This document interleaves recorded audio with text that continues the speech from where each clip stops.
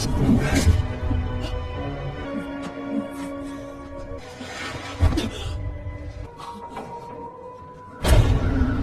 guys, mau ingetin dulu ya guys, kalau konten ini berisi full spoiler. Jangan lupa untuk like, komen, subscribe, dan nyalakan loncengnya ya. Tanpa berlama-lama lagi, yuk langsung aja kita ke alur ceritanya. Part kedua ini dimulai dengan memperlihatkan acara kunjungan orang tua di Nevermore Academy. Para orang tua murid diundang untuk datang ke sekolah menjenguk anak-anak mereka. Tak terkecuali dengan orang tua Wednesday, yaitu Morticia dan Gomez. Di acara pembukaan, Ibu Larissa mengumumkan bahwa Eugene masih selamat dan sekarang sedang mendapatkan perawatan. Diketahui monster pembunuh gagal membunuh Eugene sehingga ia pun hanya mengalami luka-luka. Dalam pertemuan sesi terapi, Wednesday berusaha menggali informasi tentang catatan kejahatan ayahnya yang pernah membunuh seseorang bernama Gareth Gates. Morticia menjelaskan bahwa tuduhan itu tidak benar karena Gomez sudah dinyatakan tidak bersalah. Wednesday tidak percaya dengan perkataan ibunya, dan ia bertekad akan membongkar apa yang sebenarnya terjadi. Di waktu yang sama, Bianca juga bertemu dengan ibunya. Terlihat bahwa Bianca dan ibunya memiliki hubungan yang buruk. Sejak awal Bianca masuk ke Nevermore, ibunya tidak pernah datang menjenguknya. Ia terlalu sibuk dengan komunitas Morning Song dan suami barunya. Bianca juga tidak suka ibunya sering menggunakan kekuatan siren untuk menguras kekayaan anggota Morning Song. Kini ibunya tiba-tiba mencarinya dengan alasan kekuatan sirennya sudah mulai melemah. Ia membutuhkan Bianca untuk meneruskan pekerjaannya. Ia tidak peduli sama sekali dengan perasaan Bianca. Yang pasti dalam beberapa waktu ke depan, Bianca harus segera keluar dari Nevermore. Setiap harinya, Wednesday rutin menjenguk Eugene. Sampai saat ini, ia masih merasa bersalah dan berpikir semua ini adalah salahnya. Di waktu yang sama, Sheriff Galpin mendapatkan laporan bunuh diri di dalam kamar jenazah. Saat itu penyelidikan sedikit terhambat karena CCTV di dalam ruangan tertutup oleh permen karet. Di dekat korban ditemukan sepucuk surat yang bertuliskan bahwa si korban merasa bersalah karena ia telah memalsukan laporan dalam kasus kematian Gareth. Tentu saja hal itu sangatlah mencurigakan, seolah-olah si korban berusaha mengembalikan nama baik Gomez Addams. Karena hal itu, Sheriff Galpin pun langsung pergi ke Nevermore Academy dan menangkap Gomez Addams. Setelah penangkapan itu, Wednesday semakin gencar mencari tahu apa yang sebenarnya terjadi. Hingga akhirnya, ayahnya pun mau menceritakan semuanya. 32 tahun yang lalu, Gareth jatuh cinta pada Morticia. Lambat laun perasaannya itu berubah menjadi obsesi. Morticia dan Gomez sempat melaporkannya pada polisi, namun keluarga Gareth yang kaya raya membungkam kenyataan itu. Ayahnya Gareth yang sangat membenci orang buangan sangat marah ketika Morticia menuduh putra semata wayangnya. Hingga suatu malam di acara pesta dansa, Gareth datang dengan amarah dan berniat membunuh Gomez. Gomez saat itu hanya bisa melawan untuk melindungi diri, hingga ia pun akhirnya terpaksa menusuk Gareth.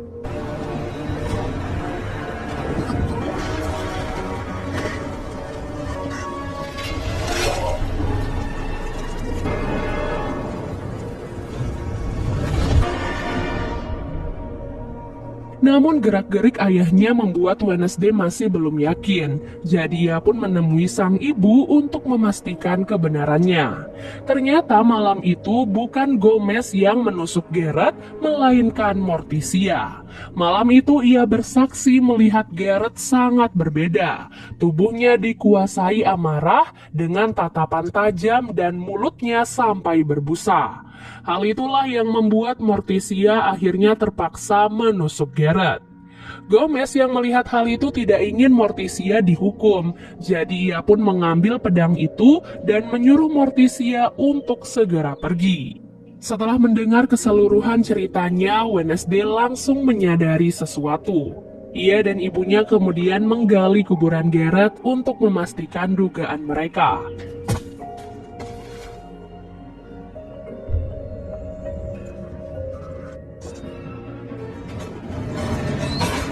Ternyata Garrett meninggal bukan karena ditusuk oleh pedang, melainkan karena cairan racun yang ia bawa. Ayah Garrett menyuruhnya untuk meracuni seluruh anak buangan dengan menggunakan racun itu, namun ia tak menyangka bahwa racun itu malah merenggut nyawa putranya sendiri. Wali kota yang sekarang dahulu menjabat sebagai sheriff dalam kasus ini. Ia dibayar untuk menutupi kenyataan itu dan melimpahkan semua kesalahan kepada Gomez Addams. Dengan semua bukti itu, wali kota tidak bisa berkata apapun dan ia terpaksa membebaskan Gomez Addams. Saat mereka sedang menunggu pembebasan, Morticia bertanya sejak kapan Wednesday mendapatkan kekuatan penglihatan. Ia pun menyadari bahwa kekuatan Wednesday jauh lebih besar dari miliknya. Jadi ia pun meminta Wednesday untuk berhati-hati dan meminta pertolongan leluhur mereka untuk membantunya.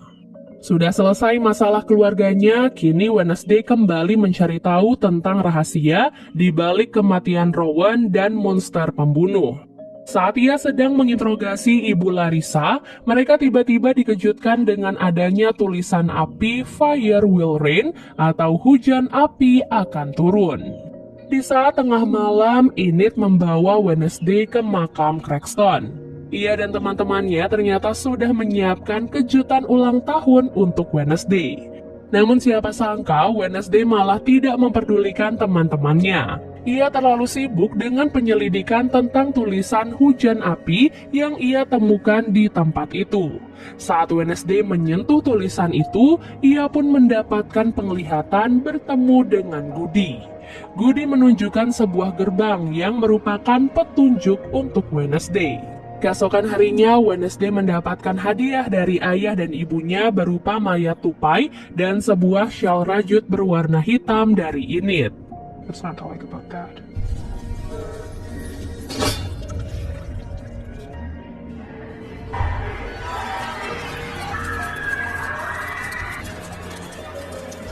Dari Taylor, Wednesday mendapatkan secangkir kopi bertuliskan Happy Birthday dan undangan untuk makan malam berdua.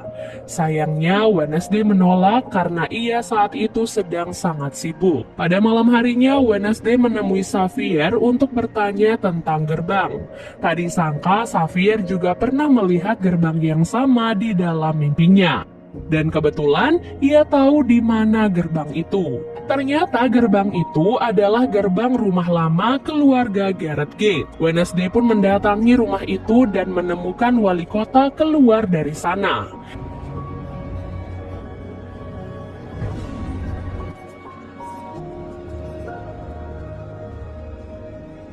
Di luar, wali kota menelpon Sheriff Galpin dan mengatakan bahwa ia mungkin telah mengetahui dalang di balik semua ini. Wednesday yang mendengarnya tentu saja penasaran, jadi ia pun mengikuti wali kota. Saat wali kota menyeberangi jalan, ia pun ditabrak oleh sebuah mobil berkecepatan tinggi hingga ia pun terbaring koma di rumah sakit. Hal ini tentu saja membuat Wednesday curiga karena seperti ada seseorang yang ingin menghalangi wali kota untuk menyampaikan rahasia di balik semuanya. Di sekolah, Wednesday dimarahi oleh Ibu Larissa karena ia selalu terlibat dalam masalah. Ia pun akhirnya dihukum dan tidak diizinkan keluar asrama sampai semuanya aman. Namun bukan Wednesday namanya kalau ia tidak membangkang. Saat malam tiba, ia dijemput oleh Taylor keluar dari sekolah bersama dengan Enid. Kebetulan setelah mereka pergi, Xavier mencari Wednesday di kamarnya. Dan begitu ia tahu Wednesday dan Enid keluar dari sekolah, ia pun langsung pergi menyusul mereka. Wednesday, Enid, dan Tyler akhirnya sampai di kediaman lama keluarga Garrett. Enid dan Tyler kebingungan karena mereka pikir malam ini mereka akan merayakan ulang tahun Wednesday. Namun Wednesday sama sekali tidak tertarik dengan perayaan ulang tahun dan baginya penelusuran malam ini jauh lebih penting. Setelah itu mereka bertiga pun membuka garasi. Tak disangka di dalam garasi itu mereka menemukan mobil yang menabrak wali kota. Sesuatu yang sangat mencurigakan karena semua keluarga Garrett diketahui sudah lama meninggal dunia. Tak sampai di situ, Wednesday dan yang lainnya masih terus menyelidiki seisi rumah. Di dalam ruangan rahasia, mereka menemukan lukisan Joseph Cranston dan lilin-lilin pemujaan yang ada di depannya. Secara mengejutkan, semua lilin itu terasa masih hangat, yang artinya masih ada orang di dalam rumah itu. Wednesday, Taylor, dan Enid akhirnya berpencar untuk memeriksa. Di ruangan atas, Enid dan Wednesday menemukan sebuah kamar yang bersih dan rapi. Di sana juga terdapat mainan musik bertuliskan LG atau singkatan untuk Laurel Gates, adik dari Garrett Gates. Tak lama kemudian, Taylor berteriak karena monster pembunuh datang menyerang mereka. Wednesday dan Enid berusaha untuk kabur hingga mereka pun jatuh ke lantai paling bawah. Tak disangka di sana mereka menemukan ruangan rahasia tempat dikumpulkannya bagian tubuh korban yang dibunuh oleh monster. Setelah mereka berhasil kabur, mereka pun memilih untuk kembali ke rumah itu demi menyelamatkan Taylor. Lalu setelah itu, Xavier tiba-tiba datang dan menawarkan bantuan untuk menutupi luka Taylor. Sesampai di rumah Taylor, Sheriff Galpin memergoki mereka. Wednesday kemudian mengajak Sheriff ke rumah Garrett untuk melihat bukti yang mereka temukan. Secara ajaib, rumah itu ditemukan dalam keadaan kosong. Tidak ada barang bukti berupa potongan tubuh korban, altar, ataupun tempat tidur. Lagi dan lagi, Wednesday gagal membuktikan perkataannya pada Sheriff Galpin. Setelah kembali ke asrama, Enid marah pada Wednesday karena semua ambisinya itu telah membahayakan ia dan Taylor. Ia bahkan tidak menghargai perayaan ulang tahun yang sudah mereka siapkan. Kini Wednesday akhirnya ditinggalkan dan sendirian. Jika biasanya ia menyukai momen itu, namun untuk pertama kalinya Wednesday benci ditinggalkan. Di tengah kesendirian itu, Wednesday membuka mainan musik milik Laurel Gates. Tak disangka di dalam mainan itu, ia menemukan foto-fotonya selama bersekolah di Nevermore. Yang berarti Laurel selama ini masih hidup dan selalu mengawasinya. Setiap orang yang hampir bisa mengungkap kebenaran ini pada akhirnya selalu dibunuh, termasuk wali kota. Ada beberapa orang yang Wednesday curigai, namun ia masih kekurangan bukti untuk mengungkapkan semuanya. Setelah menghadiri acara pemakaman, Wednesday bertemu dengan pamannya yaitu Paman Fester. Kedatangan Paman Fester diharapkan bisa membantu Wednesday dalam penyelidikannya. Paman Fester menyebut monster pembunuh itu sebagai Hyde. Ia tergolong sebagai salah satu monster yang pendendam dan juga temperamen. Ia terlahir dari mutasi dan terikat pada seseorang yang ia anggap sebagai tuannya. Ini berarti dalang dibalik semua ini bukan hanya satu orang, tetapi dua orang, yaitu si monster dan tuannya. Keesokan harinya, Paman Fester dan Wednesday memulai penyelidikan mereka. Penyelidikan itu dimulai dengan mengikuti Xavier. Setelah membututinya, mereka melihat Xavier bertemu dengan Dr. Kinbot. Hal ini pun membuat Wednesday yakin bahwa Dr. Kinbot adalah tuan dari Xavier. Wednesday dan Paman Fester kemudian membicarakan hal ini di kafe. Taylor yang saat itu sedang bekerja memberikan kopi gratis untuk Wednesday. Ia pun tertarik saat melihat gambar Hyde di sebuah buku harian.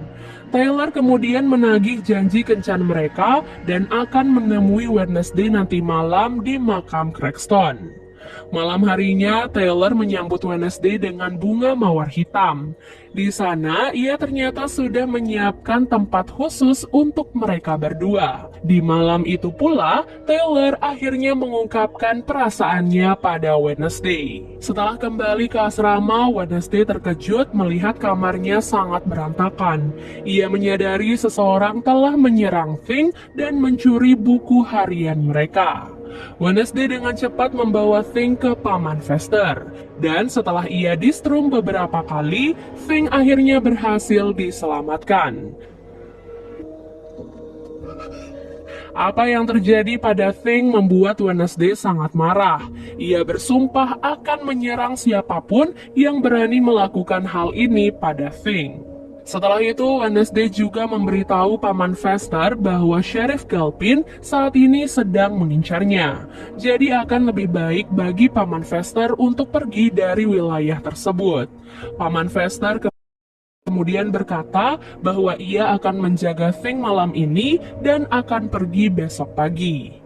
Ternyata Ibu Larissa juga sudah mengetahui semuanya tentang Hyde. Namun ia sengaja menutupi hal itu karena ia ingin menyelamatkan semua orang yang ada di Nevermore termasuk Wednesday. Keesokan harinya, Bianca mengajak Wednesday ke markas Nightshade. Ia berkata bahwa ia memiliki informasi terkait pembunuhan wali kota. Dari kesaksian Lucas, wali kota sudah melacak Laurel Gates sejak hari bakti sosial, di mana hal itu berarti Laurel Gates sebenarnya belum mati dan menggunakan identitas baru untuk berbaur di antara mereka. Dengan informasi itu, Wednesday langsung menemui Dr. Kinbot yang ia curigai sebagai Laurel dan mengungkapkan semua informasi tentang Laurel yang mengarah kepadanya. Baru saja Wednesday pergi dari tempat itu, Dr. Kinbot tiba-tiba diserang dan dibunuh oleh Hyde. Wednesday yang sudah hilang kesabaran akhirnya pergi menemui Xavier dan menuduhnya sebagai Hyde. Tuduhan itu dibuktikan dengan adanya barang-barang korban Hyde, mulai dari kacamata Rowan sampai kalung Dr. Kinbot. Xavier berusaha memberitahu Wednesday bahwa ia telah dijebak, namun Sheriff Galpin lebih dulu datang dan menangkapnya. Setelah Hyde akhirnya ditangkap, kini Wednesday mulai merasa sedikit lebih tenang. Ia pun pergi menemui Taylor untuk memberikan jawaban atas perasaannya. Untuk pertama kalinya, Wednesday merasakan jatuh cinta dan ia mau menjadi pacar Taylor. Saat Wednesday menyentuh tangan Taylor, ia tiba-tiba mendapatkan penglihatan yang menunjukkan bahwa Taylor ternyata adalah Hyde yang sebenarnya. Keesokan malamnya, Wednesday dan teman-temannya langsung menangkap Taylor. Bianca menggunakan kekuatan Siren untuk menghipnotisnya agar ia mau mengikuti mereka. Taylor kemudian diikat dengan rantai dan diinterogasi oleh Wednesday. Taylor diketahui mendapatkan kekuatan Hyde yang menurun dari mendiang ibunya. Jadi itulah alasan mengapa Xavier selalu mengingatkan Wednesday untuk tidak mendekati Taylor. Saat Wednesday akan menyiksa Taylor, teman-temannya merasa ketakutan. Jadi mereka pun memilih untuk tidak ikut campur. Bianca dan yang lainnya pergi menemui Ibu Larissa untuk melaporkan semua ini. Karena laporan itu, Wednesday pun ditangkap oleh Sheriff Galpin dan Taylor akhirnya dibebaskan. Taylor terus berlagak seperti orang biasa yang tidak bersalah, padahal ia adalah monster pembunuh yang sangatlah kejam. Setelah kembali ke Nevermore, Ibu Larissa mengatakan bahwa Wednesday akan dikeluarkan dari sekolah. Ia diminta untuk mengemasi barang-barangnya dan kereta akan berangkat besok sore. Dengan berat hati, Wednesday terpaksa meninggalkan sekolah. Meskipun hatinya tetap tidak tenang karena Hyde masih berkeliaran di luar sana. Enid berusaha menenangkan Wednesday karena semuanya pasti akan baik-baik saja. Hyde tidak akan bisa mengalahkan anak-anak buangan karena mereka memiliki kekuatan masing-masing. Sebelum berangkat ke stasiun, Wednesday menyempatkan waktu untuk menjenguk Eugene. Tak disangka saat itu Eugene ternyata sudah siuman. Di sana Eugene memberikan sebuah petunjuk penting untuk Wednesday. Wednesday akhirnya memutuskan untuk kembali ke sekolah. Ia langsung menemui Ibu Thornhill karena ia ternyata adalah Laurel Gates yang sebenarnya. Awalnya Laurel menyangkal perkataan itu, namun Wednesday bisa membuktikannya dengan membawa Taylor. Melihat hal itu, Laurel akhirnya jujur dan mengatakan semuanya pada Wednesday. Namun ia tidak menyadari Taylor yang ada di sana ternyata adalah Ibu Larissa yang menyamar. Karena sudah ketahuan, Laurel pun akhirnya langsung membunuh Ibu Larissa dengan menggunakan racun nightshade. Ia kemudian memukul Wednesday sampai ia pingsan tak sadarkan diri. Tepat di malam gerhana agar ia bisa menyelamatkan Wednesday. Tak disangka keluarga Gates adalah keturunan dari Joseph Cranston. Seperti leluhurnya, mereka juga sangat membenci orang-orang buangan. Oleh sebab itulah, Laurel sebagai satu-satunya orang yang masih tersisa mengambil tanggung jawab keluarganya untuk meneruskan misi mereka dan membunuh semua orang-orang buangan yang ada di Nevermore. Kini, Laurel akhirnya bisa menuntaskan misinya dengan memanfaatkan Wednesday. Dalam rangka untuk membangkitkan Cranston, mereka membutuhkan organ tubuh manusia dan tetesan darah dari keturunan Goody Adams tepat di hari gerhana merah. Setelah mengumpulkan semua barang dan membacakan mantra, jasad Cranston pun akhirnya kembali hidup.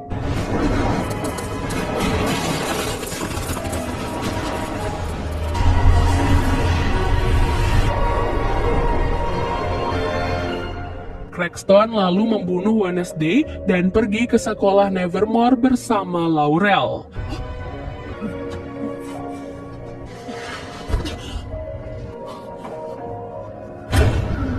Tak lama kemudian, Goody Adams akhirnya datang. Ia pun menggunakan kalung Wednesday untuk mengorbankan dirinya agar Wednesday bisa kembali hidup. Di sekolah, Bianca dan teman-temannya berusaha mengevakuasi anak-anak yang lain, sementara Enid dan Thing pergi menyelamatkan Wednesday. Di tengah perjalanan, Enid akhirnya bisa berubah menjadi serigala. Ia pun segera menyelamatkan Wednesday dari Taylor yang saat itu sudah berubah menjadi Hyde. Keduanya pun bertarung dan pertarungan itu berhasil dimenangkan oleh Enid.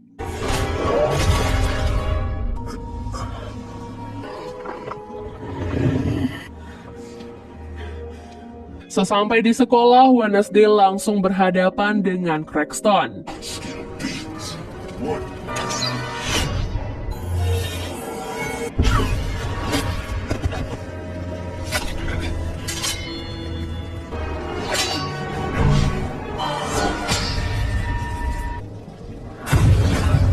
Sesuai petunjuk leluhurnya, ia harus menusuk jantung Cranston agar ia bisa memusnahkannya. Beruntung dengan bantuan Bianca, ia pun berhasil melakukan hal itu. Tubuh Cranston akhirnya hancur dan berubah menjadi buih-buih api.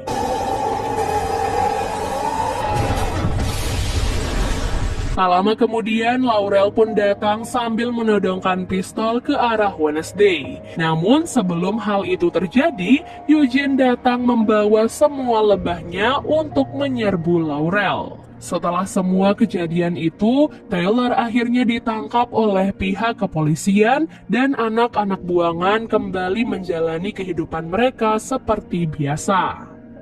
Meskipun semuanya kini telah selesai, namun Wednesday masih belum puas karena masih ada banyak pertanyaan di kepalanya yang belum terjawab.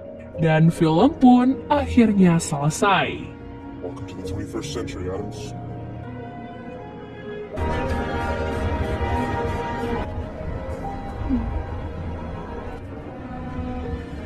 Jadi itu dia guys keseluruhan alur cerita series Wednesday. Semoga teman-teman mengerti dengan alur cerita kali ini dan sampai jumpa di alur cerita berikutnya. Bye!